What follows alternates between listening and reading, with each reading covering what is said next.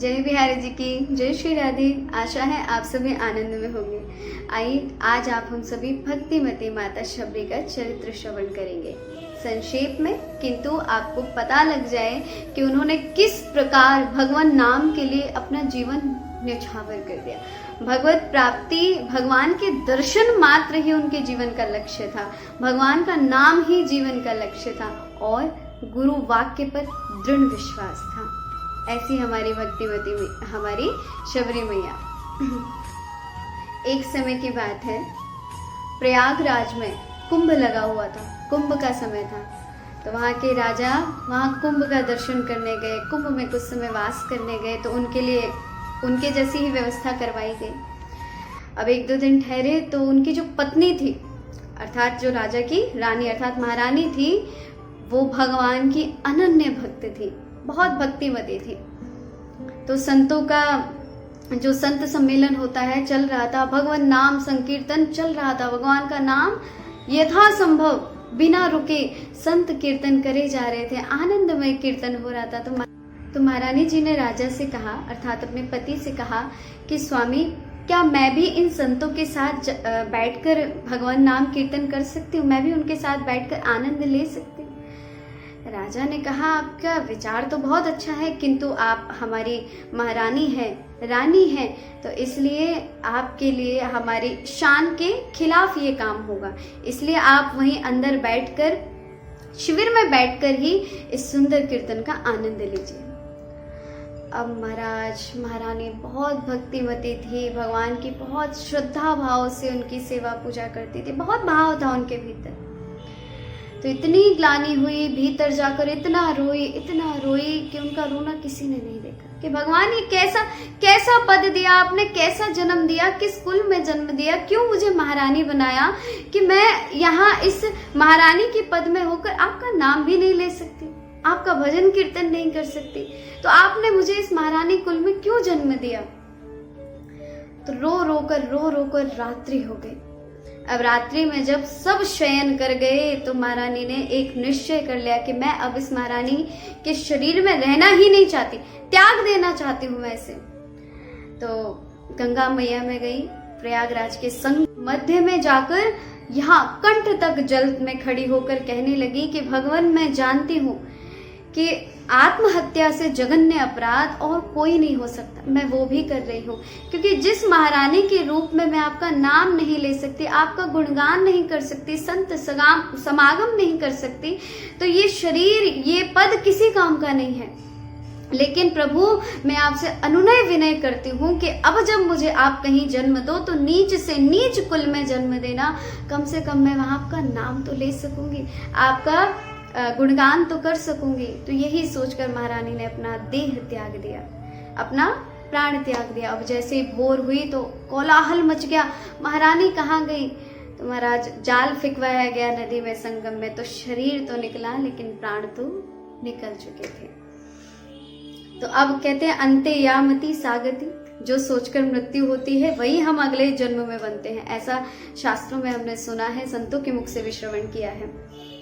तो अगले जन्म में वो जो महारानी थी, उन्होंने क्या सोचा था, मैं नीच से नीच कुल में जन्म लूं, तो शबर जाति में, भिल्ली जाति में जन्म होने के कारण उनका नाम भिल्ली भी था, शबरी भी था। अब शबर जाति में जन्म लिया महाराज, लेकिन बाल्य अवस्था से भक्ति जो होती है ना, वो युगों युगों तक हमारे भीतर विद्यमान रहती है, जो हम पूर्व करके आए हैं वो हमारे भीतर विद्यमान रहते हैं। इस जन्म में भी भगवान का नाम लेना नहीं भूला उन्होंने। अब बताओ, शबरी मैया का नाम किसी को नहीं पता, किसी को भी नहीं पता है, लेकिन उनके द्वारा प्रभु श्री राम का नाम सब जानते हैं, लेकिन उनका नाम कोई नहीं जानता। क्यों? शबर जाति में हुई इसलिए शबरी कह दिया, भिल्ली जाति में हुई भिल्ली कह दिया, नाम तो कोई नहीं जानता, लेकिन उनके नाम से प्रभु श्री राम को सब जानते हैं। तो इसलिए नाम के पीछे मत भागा कीजिए कि हमारा नाम, हम ऐसा करें, हम वैसा करें, हमने ये किया। नहीं महाराज, करने वाले प्रभु हैं, नाम में कुछ नहीं रखा, लेकिन उनके नाम में हमारा सब कुछ है। इसलिए अपने नाम को छोड़कर भगवान के नाम में जिस दिन हम लग जाएंगे, उस दिन हमारा, समझ लीजिए, भव सागर से पार होना निश्चित है। तो बाल्य अवस्था से ही भगवान के नाम में निमग्न रहती थी। यहाँ तक कि वृक्ष से जब पत्ता टूटता है तो उससे भी उनकी वार्तालाप भी सुनती थी, मन में सोचती थी कि ये देखो बिछड़ रहे हैं, न जाने कब मिलेंगे। तो वृक्ष को देखकर, पुष्प को देखकर भी माता शबरी को वैराग्य का ही दर्शन होता था। तो इतनी वैराग्यवान थी। अब ये दृश्य देखकर उनके माता पिता चिंतित थे। माता ने कहा ऐसे कैसे चलेगा, क्या करें हम, कैसे समझाएं। तो पिता ने कहा कि विवाह करवा दो। तो विवाह करवा देते हैं जिससे इनका मन संसार में लग जाएगा। अब शबर जाति थी महाराज, शबर जाति का ही कोई अगले ही दिन कोई वर पक्ष से वर ढूंढ लिया और सारी तैयारियां कर दी गई। अब यहाँ एक दिन पूर्व ही जंगल के जंगली जीव जंतुओं को पकड़कर एक कक्ष में बंद कर दिया। अब शबरी मैया की माता आई और आज उलझी हुई, मतलब जब से कहते हैं जब से आई तब से उन्होंने अपने केश ही नहीं काढ़े, तो उलझी हुई लट्टू को सुलझाने लगी। तो शबरी कहती मैया आज आपको ये कैसे सूझा, आज आप मेरे बाल क्यों सुलझा रही हो, क्या बात है। तो शबरी मैया की माता कहती है बेटा आज रात्रि में तेरा विवाह है। कहती है विवाह, हाँ, और ये जो जीव जंतु हैं ये सब बारातियों को भोजन में दिए जाएंगे, तो इसलिए ये आए हैं। शबरी मैया कांप गई, बड़ी ग्लानि हुई, मेरे कारण इन सब को, मैं तो यहाँ नहीं रह सकती।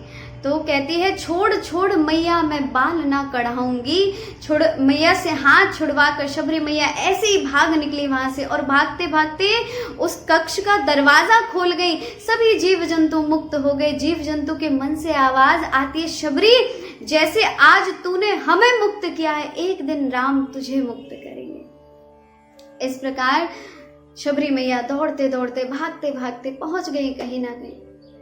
अब सोचा किसी आश्रम में आश्रय ले लिया जाए। तो संतों के जितने भी वहां आश्रम उन्हें आसपास दिखे, हर जगह गई। तो कहते एक तो तुम शूद्रा अर्थात शबर जाति की, नीच जाति की हो, दूसरी तुम स्त्री हो, इसलिए हम तुम्हें अपने आश्रम में नहीं रख सकते। शबरी मैया एक वृक्ष के नीचे जाकर रोने लगी, हे प्रभु अब मैं क्या करूं, कहाँ जाऊं, घर में रह नहीं सकती, आश्रम में आश्रय नहीं है, क्या करूं। तो भगवान की प्रेरणा हुई कि तुम सेवा करो, बिना किसी को दिखे सबकी सेवा करो। शबरी मैया समझ गई।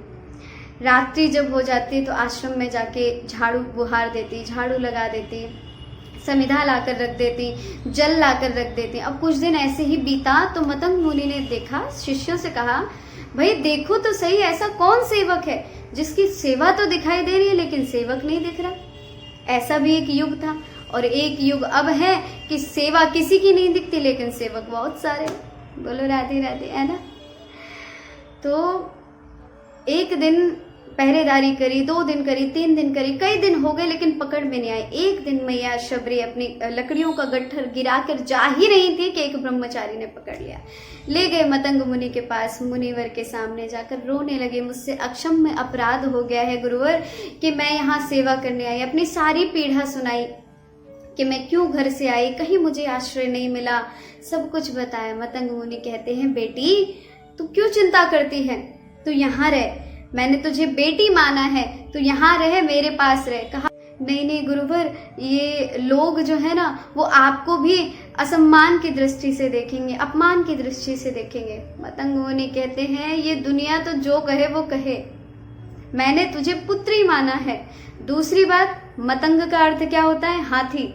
हाथी अपनी चाल चलता रहता है और पीछे स्वान भौंकते रहते हैं, पीछे कुत्ते भौंकते रहते हैं। इसलिए बेटी कुटिया दी एक शबरी मैया को, वहां रहने को कहा आज के बाद तुझे कोई काम नहीं करना।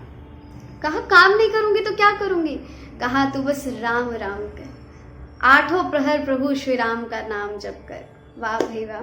शबरी मैया उठते बैठते खाते पीते सोते जो भी कार्य करती थी मैया राम राम राम श्री राम करने लगी।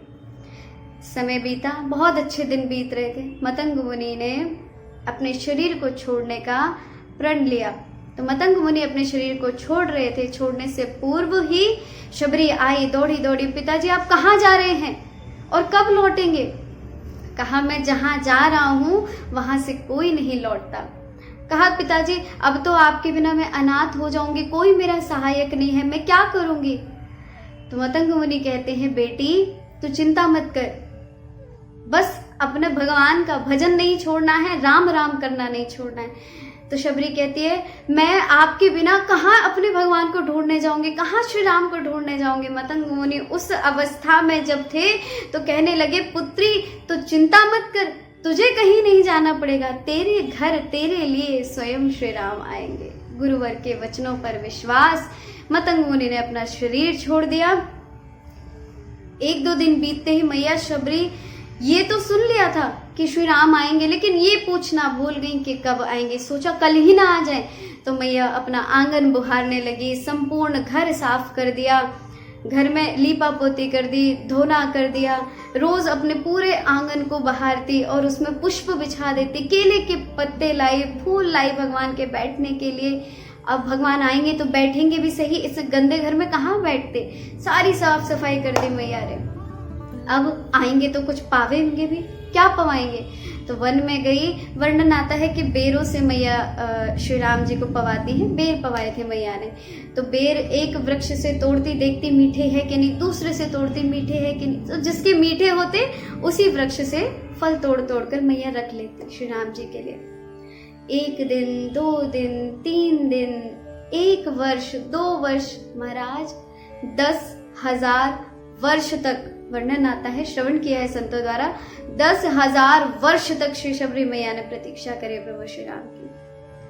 वृद्धा हो गई, लाठी लेके चलती, लेकिन उन्होंने अपना नियम नहीं छोड़ा, गुरुवर के वाक्यों पर विश्वास नहीं छोड़ा, ना राम जी का नाम लेना छोड़ा, ना उनके आने की तैयारी करनी छोड़ी, और ना ही उन्होंने ये विश्वास छोड़ा कि मेरे श्री राम नहीं आएंगे, मेरे गुरु पर विश्वास है मुझे जरूर आएंगे। तो जब श्री राम जी आए, उनके आने की वेला हुई, तो शबरी मैया के वाम अंग फड़कने लगे।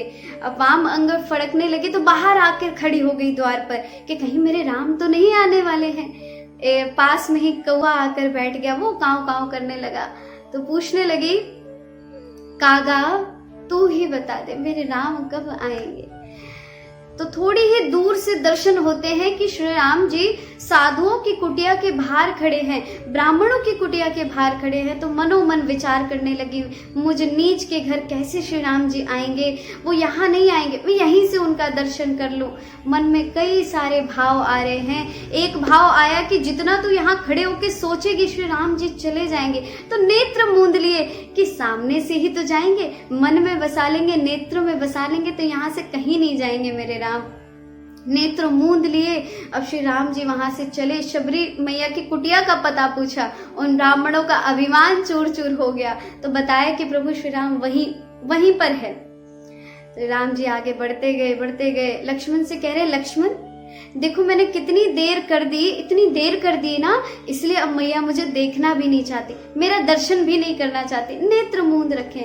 जैसे ही मैया सोच रही है कि अब तो राम जी चले गए होंगे, अब होंगे नहीं, नेत्र जैसे ही खोले प्रभु श्री राम जी को अपने सम्मुख पाया, चरणों में गिर गई। चरणों धोने के लिए जल रखा था, महाराज उस जल की आवश्यकता ही नहीं पड़ी।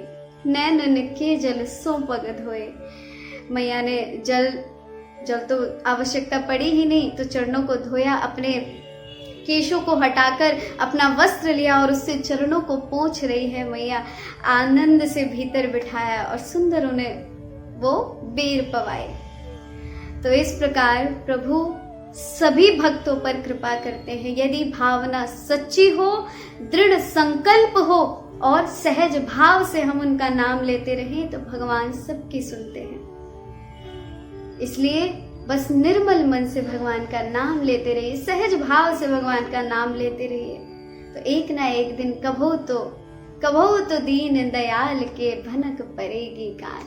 ठीक शबरी मैया के भांति ही भगवान ने 2 ही जगह तृप्ति से भोजन किया, या तो शबरी मैया के यहाँ या विदुरानी जी के यहाँ। तो इस प्रकार शबरी मैया का आप हम सभी ने संक्षेप में चरित्र श्रवण किया। इतना सुंदर शबरी मैया का चरित्र है कि इसे विस्तार से करने में आनंद आता है, लेकिन संक्षेप में भी वीडियो इतनी बड़ी हो गई कि आप लोग बीच में से ही चले जाएंगे, पता है हमको, है ना। तो तो इस प्रकार शबरी मैया का चरित्र। आगे कल फिर नए चरित्र से नई वीडियो या नया प्रश्न जो भी हमारे पास होगा उसके साथ मिलते हैं। तब तक के लिए जय बिहारी जी की, जय श्री राधे।